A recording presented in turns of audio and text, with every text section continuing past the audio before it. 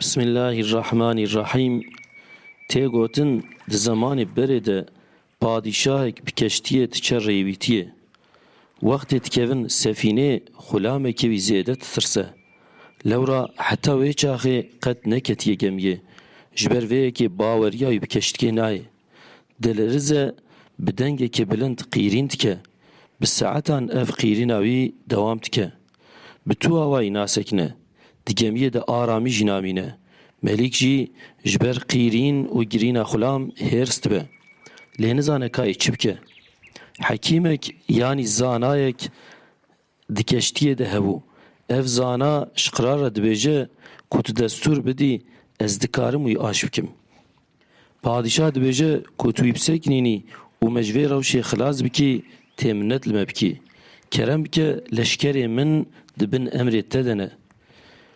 Filozof ji leşkeran re emr dike ku xulam bavêjin deryayê.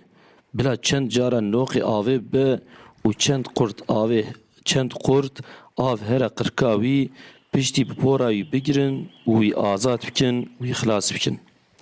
Leşkerên melîk çawa ji wan re hat gotin bê kemasî pêk anîn. Wextê bende avêtin avê jêkirî ji bo xenqandinê ye. Zêde tirsiya qîrîn kir. Dema wî xilas kirin, xulam ço qunçkekê keştiyê bê girîn û bê qîrîn rûnişt. Êdî deng jê qet derneket. Melîk ji vê pêşgiriyê hekîm gelek eciband. Melîk vê pêşgiriya hekîm gelek eciband. û ji hekîm pirsî: Hikmetê pêşgiriya te çi bû ku te xulam haş kir? Zana got: Xulam serê pêşî ji ber tirsa xenqandinê digiriya û qedrê keştiyê nizanbû. Wextê wî avêtin behrê fêm kir ku keştî çixast ni'met cihê aramî û selametiyê. Ji ber vê yekê dilê xulam aram bû û deng jê nehat. û ji ber vê yekê yê girîftarê musîbet û nexweşiyan nebe, qîmetê sihet û afiyetê jî nizane. Di vê qiseyê de hinek hikmetên din jî ev in. Yek, piraniya pirsgirêkan bi zanebûnê tên çareserkirin. Di do, zanistî ji rêveberiyê çêtir e. Sê, heta musîbet newe mirov qîmetê ni'metên Xwedê fêm nake.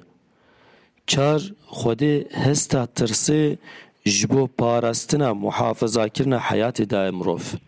Lê carna mirov vê hisa tirsê ji xwe re dixe jehr. Pênc, carna kesek tenê dibe sedema bê aramiya hemû kesan. Şeş, mirov çiqa zana be jî yên zanatir jî hene. Ji ber vê yekê pêwîst e mirov xwemezin nehesbîne û bi mirovên alim re bişewre. Subhaneke la ilme lena illa ma allamtena inneke entel alimul hakim.